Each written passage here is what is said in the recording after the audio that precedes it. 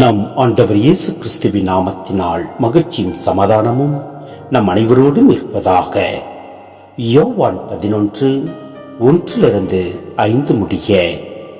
பெத்தனியாவில் வாழ்ந்து வந்த லாசர் என்னும் ஒருவர் நோயுற்று இருந்தார். அவ்வூரில்தான் மரியாவும் அவருடைய சகோதரியன மார்த்தாவும் வாழ்ந்து வந்தனர்.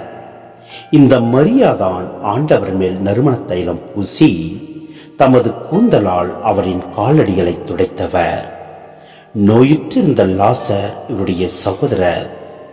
லாசரின் சகோதரிகள் இயேசுவிடம் ஆள் அனுப்பி, ஆண்டவரே, நண்பன் நோயுற்றிருக்கிறான் என்று தெரிவித்தார்கள்.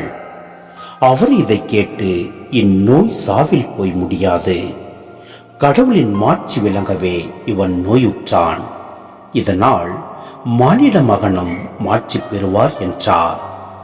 மார்த்தாவிடமும் அவருடைய சகோதரியான மரியாவிடமும் லாசரிடமும் இயேசு அன்பு கொண்டிருந்தார்.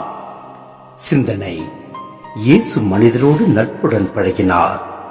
பிறர் நலனிலும் வளர்ச்சியிலும் அக்கறை கொண்டு அவர்கள் உணர்வுகளை புரிந்து கொண்டு அவர்களோடு நண்பர்களாக உரையாடினார், உறவாடினார்.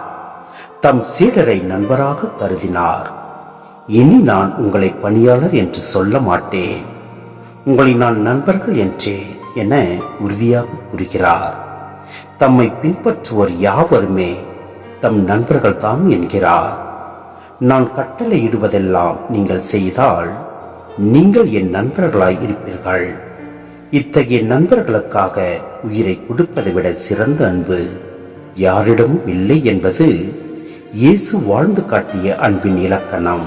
எனவே நம் ஆண்டவரில் அன்பு கொண்டு நாம் வாழ்கின்ற போது நம்மில் அன்பு நிலைத்து நிற்கும்.